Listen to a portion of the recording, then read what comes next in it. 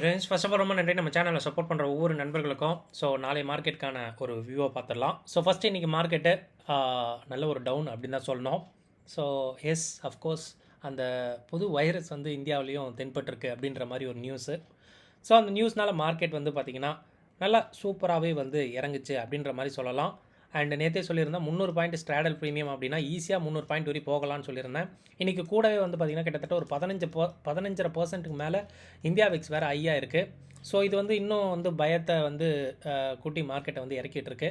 But இந்த பயம்லாம் சும்மா வந்து டெம்பரவரி தான். ஸோ ஒன்றையும் ஞாபகம் வச்சுக்கோங்க, திரும்பவும் கொரோனாவே வந்தால் கூட மார்க்கெட் வந்து பெரிய ஃபால்லாம் போகாது. ஏன்னா அந்த அளவு வந்து பார்த்திங்கன்னா இப்போது பீப்புள் வந்து ரொம்ப கிளவர் ஆகிட்டாங்க. ஓகேங்களா, ஒரு தடவை தான் அதுக்கு பயம், கரெக்டுங்களா, அதுக்கு ஒரு தடவை தான் ஒரு ரெஸ்பெக்ட் அப்படின்ற மாதிரி தான் இருக்கும். ஸோ இதெல்லாம் சும்மா ஜர்க் கொடுக்குற மாதிரி தான் இருக்குது. ஸோ அகைன் மார்க்கெட் வந்து பார்த்திங்கன்னா ரெக்கவரி ஆகலாம் அப்படின்றது நான் வந்து எனக்கு தோணிக்கிட்டு இருக்குது. ஓகேங்களா, என்னோடய பெர்ஸ்பெக்டிவில். எஸ் அஃப்கோர்ஸ் அகைன் வந்து டெக்னிக்கல் வீக்காக தான் இருக்குது. ஆமாம், டெக்னிக்கல் வீக்காக தான் இருக்குது. பிசிஆர் டவுனாக தான் இருக்குது. இன்றைக்கி த்ரூ அவுட் டே மார்க்கெட் ரொம்ப டென்ஷனாக ரொம்ப வந்து பார்த்திங்கன்னா வால்டலாக இருந்தது பார்த்தோம். எஸ் அஃப்கோர்ஸ் கரெக்டு தான். பட் இந்த வைரஸ் வந்து பார்த்திங்கன்னா ஆல்ரெடி நம்ம கூடவே இருந்தது அப்படின்றதுனால இது பெருசாலாம் வந்து இது பண்ண தேவையில்லை. ஈஸியாக மார்க்கெட் வந்து பார்த்திங்கன்னா இந்த ரெக்கவரை ஈஸியாக வித்தின் 2 to 3 டேஸில் கொடுத்துரும் அப்படின்றத நான் நம்பிக்கிட்டு இருக்கேன். பார்க்கலாம். ஆப்ஷன் செயின் 26,350 அட் த மணி கிட்டத்தட்ட ஒரு 378 பாயிண்ட் ஸ்ட்ராடல் ப்ரீமியம் வச்சிருக்கு. நேற்று 310 378ன்னு சொல்லும்போது ஒரு 68 பாயிண்ட் வந்து ஏறி இருக்குது. இன்றைக்கி டிகேவே கிடையாது. பிகாஸ் இன்றைக்கி இந்த ஆப்ஷனில் ஐவியோட விஷயங்கள் ஆட் ஆகிருக்கு. அதுதான் வந்து முக்கியம். நேற்று பார்க்கும்போது 12 இருந்த ஐவி இப்போ 22 அப்படின்னு சொல்லும்போது இட்ஸ் அ வெரி ஹியூஜ். 65 64ன்னு இருந்த ஐவிபி 94ன்னு மாறி இருக்குது. அப்போ வந்து இது ரொம்ப அதிகமான விஷயம். ஸ்ட்ராடல் அப்படின்னா நிறைய பேர் கேட்குறீங்க. ஸ்ட்ராடல்லாம் ஒன்றும் இல்லைங்க, அர்த்தமனையோட காலையும் புட்டையும் ஆட் பண்ணுங்கள், அவ்வளோதான். 182 196 ஆட் பண்ணிங்கன்னா கிட்டத்தட்ட ஒரு 378 அந்த மாதிரி வரும்னு நினைக்கிறேன். ஸோ இதோட வேல்யூ தான் நான் ஸ்ட்ராடல் ப்ரீமியம் அப்படின்னு சொல்கிறேன். இதை வச்சு தான் ஒரு ரேஞ்சுன்னு சொல்கிறேன். ஸோ அப் சைடில் ஒரு 380 பாயிண்ட், டவுன் சைடில் ஒரு 380 பாயிண்ட் நாளைக்கு வந்து ஒரு ரேஞ்சாக இருக்கும். விக்ஸ் குறையும் போது கண்டிப்பாக வந்து டிகே வந்து ரொம்ப ஃபாஸ்ட்டாக இருக்கும் அப்படின்றதும் சொல்லிக்கலாம். பட் இன்றைக்கி வந்து பார்த்திங்கன்னா காலோட ஓப்பன் இன்ட்ரெஸ்ட் அதிகமாக இருக்குது. பட் நோட் பண்ணி பார்த்திங்கன்னா தெரியும், ஏன்னா ஷார்ப் ரெக்கவரி வரும்னு சொல்கிறேன்னா காலோடைய விஷயங்கள் ஏறி இருக்குது. But not a significant level.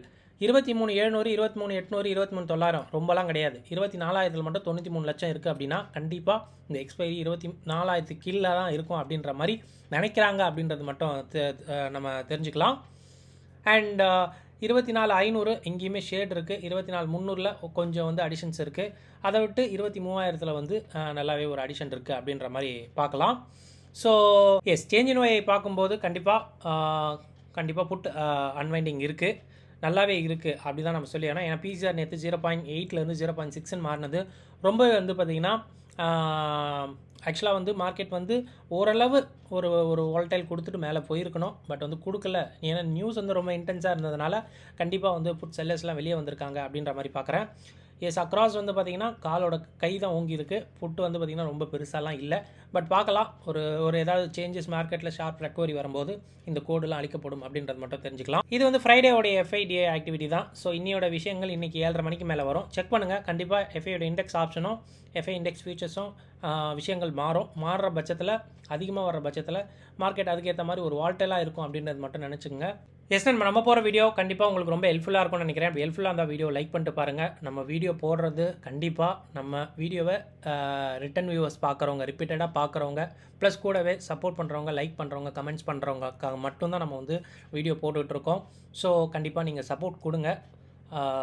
So செக்லிஸ்ட்டை பார்த்துடலாம். ஸோ இந்தியாவில் அந்த புது வைரஸ் வந்து தென்பட்டிருக்கு அப்படின்ற மாதிரி சொல்லியிருக்காங்க. இது தென்பட்டிருக்கு அப்படின்னா விஷயம் இல்லைங்க. ஸோ ஆல்ரெடி நம்ம கூட வந்து பார்த்திங்கன்னா பல வருஷங்களாக பல யுகங்களாக வந்து இருந்துக்கிட்டு இருக்குது அப்படின்ற மாதிரி தான் சொல்லணும். ரொம்ப வருஷமாக நம்ம கூட இருந்துக்கிட்டு இருக்க வைரஸ் தான், வேறு எதுவும் கிடையாது. இந்த மாதிரி ஒரு வின்டர் சீசனில் பரவக்கூடிய வைரஸ் அப்படின்ற மாதிரி தான் நான் படித்தேன்.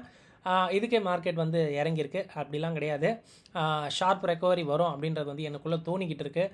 பிகாஸ் கொரோனாவே மீண்டும் வந்தால் கூட வந்து பார்த்திங்கன்னா மார்க்கெட் வந்து இறங்காதுங்க பெரிய லெவலில். இது வந்து ஞாபகம் வச்சுக்கோங்க. ஏன்னா அந்த கொரோனா வந்து இறங்கி அந்த ஆப்பர்ச்சுனிட்டியை பார்த்தவங்க தான் நீங்களும் நானும். ஓகேங்களா, அப்போ அதை இறக்க விடுவோமான்னு கேட்டிங்கன்னா கண்டிப்பாக பாசிபிள் கிடையாது. 10% திரும்ப கொரோனாவே வந்தாலும் 10% மேலே அதுக்கு மரியாதை இல்லை. ஓகேங்களா? ஸோ சொல்கிறேன், ஒரு உதாரணத்துக்கு சொல்கிறேன். பட் இதுக்கெல்லாம் வந்து ரொம்ப பயந்துட்டு இருக்கணும் அப்படின்றதெல்லாம் தேவையில்லை. இந்தியா விக்ஸ் ஒரு 15% வந்து இன்றைக்கி பயந்துருக்கு. கண்டிப்பாக பயம் மார்க்கெட்டில் இருக்குது அப்படின்றது தெரியுது.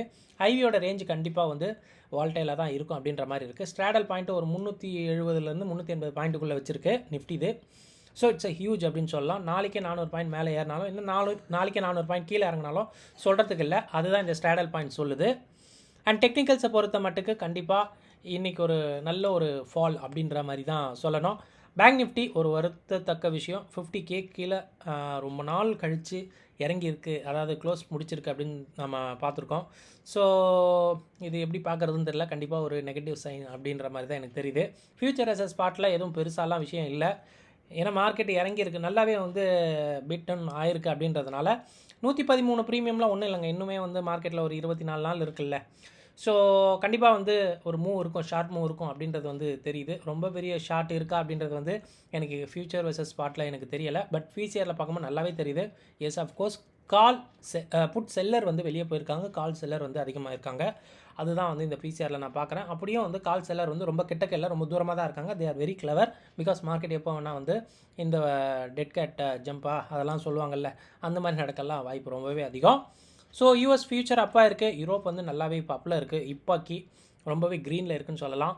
ஸோ இவ்வளோ விஷயங்கள். இதில் பாசிட்டிவ் என்ன அப்படின்னு பார்த்தீங்கன்னா, ரொம்ப பெரிய பாசிட்டிவ் எதுவும் எனக்கு தெரியல. பட் இன்வெஸ்ட் பண்ணுறதுக்கு வெரி குட் டைம் அப்படின்ற மாதிரி தான். வென்எவர் மார்க்கெட் எப்பப்போ கீழே இறங்குதோ அப்பப்போல்லாம் வந்து சிப்பில் நம்ம அதாவது உங்களோட மியூச்சுவல் ஃபண்டில் ஒன் டைமில் வாங்குறதா இருக்கட்டும், இல்லை ஸ்டாக் நீங்கள் வாங்குறதா இருக்கட்டும், இதெல்லாம் நல்ல ஒரு ஆப்ஷனாக இருக்கும். ஸோ பாசிட்டிவாக பார்க்குறேன். நெகட்டிவ் பார்க்கும்போது இந்தியா விக்ஸ் ஒரு ஷார்ட் டேர்மில், பிசிஆர் டவுனு, இது ஷார்ட் டேர்மில் டெக்னிக்கல் வீக்னஸ்ஸு. ஒரு ஷார்ட் டேர்மில் தான் நெகட்டிவ் இருக்குது, பட் ஒரு லாங் ரனில் நல்லா வந்து நமக்கு ஆப்பர்ச்சுனிட்டி இருக்குது அப்படின்றது தான் பார்த்துருக்கேன். ஸோ செக் பண்ணுங்கள். இவ்வளோ விஷயம் நம்ம பார்த்துருக்கோம். இது மேபி நாளை உங்கள் ட்ரேடிங்க்கு ரொம்ப ஒரு ஹெல்ப்ஃபுல்லாக இருக்கும்னு நினைக்கிறேன். பிபி டைனாமிக்கை யூஸ் பண்ணுங்கள். பிரேக் டவுன் ஆச்சு அப்படின்னா மார்க்கெட் மேலே போக வாய்ப்பு.